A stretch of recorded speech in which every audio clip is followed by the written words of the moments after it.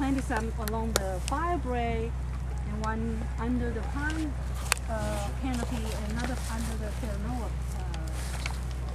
close to the Terranova.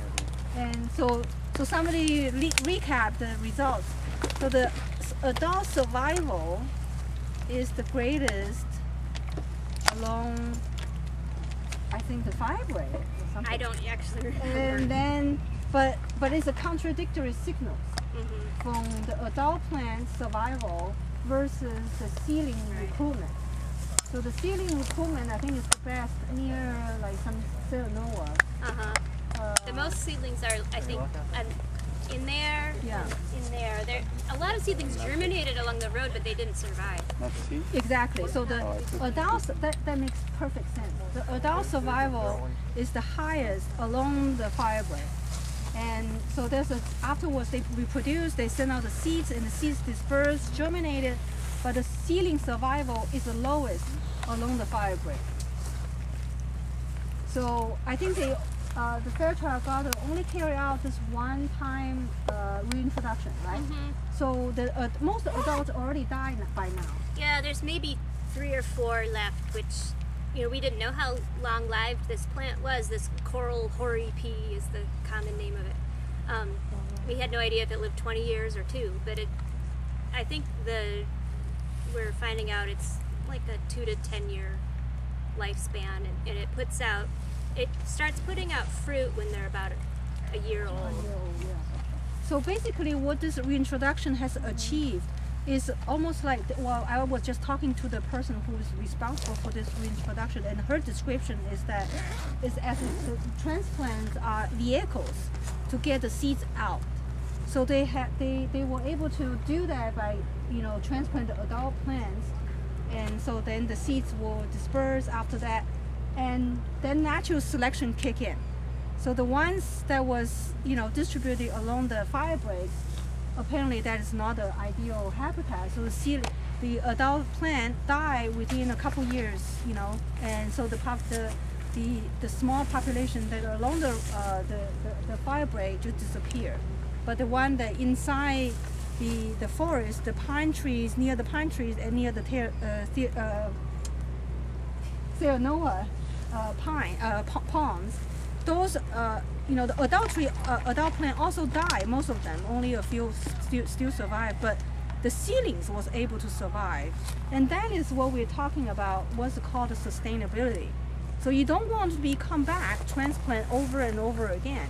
You want to see a sustainable population that will reproduce itself continuously. And so from that perspective, I think this project almost now 10 years. And the plants are still around. So from my perspective, I see it as a success. So it was a pretty good, you know, research project and also a real reintroduction project. Well, okay, so they weren't here before 10 years ago. They were. What do you or say? there? Yeah.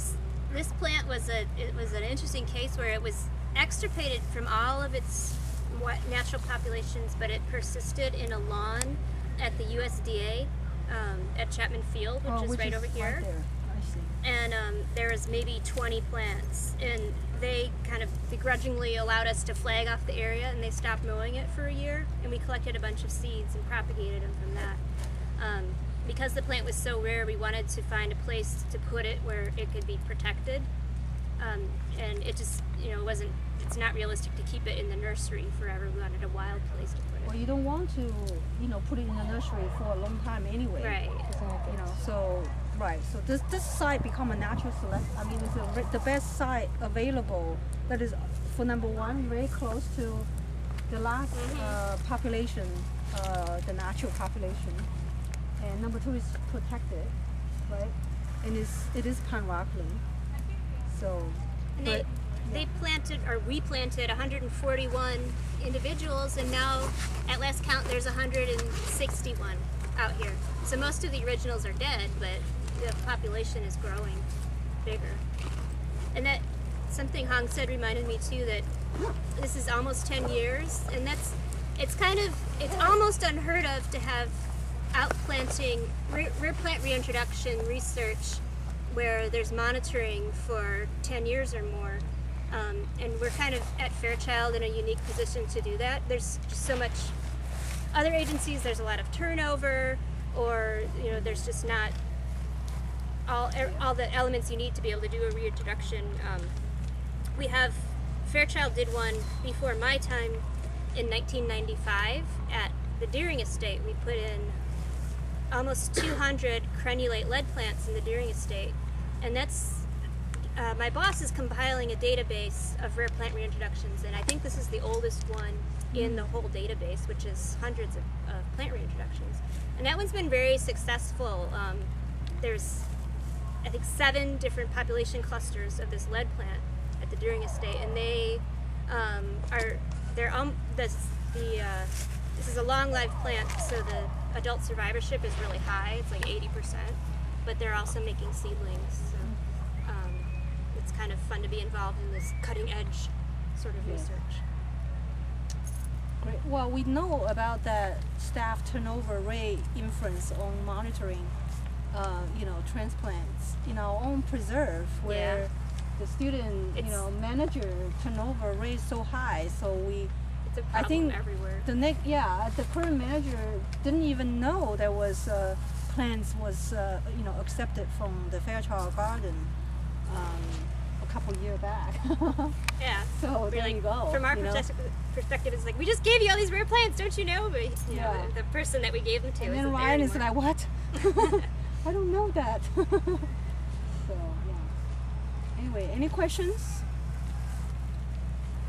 I hope with the GPS exercise, I hope you all learned that it's a useful tool, but it has its limitations. Oh yeah, you already see the limitations. If you're in Big Cypress or something and you want to find a tree in a large landscape, it makes a little bit more sense than in a tiny little park like this. Yeah. But This one doesn't refuses to turn off. I'll collect all your GPSs back. Thanks for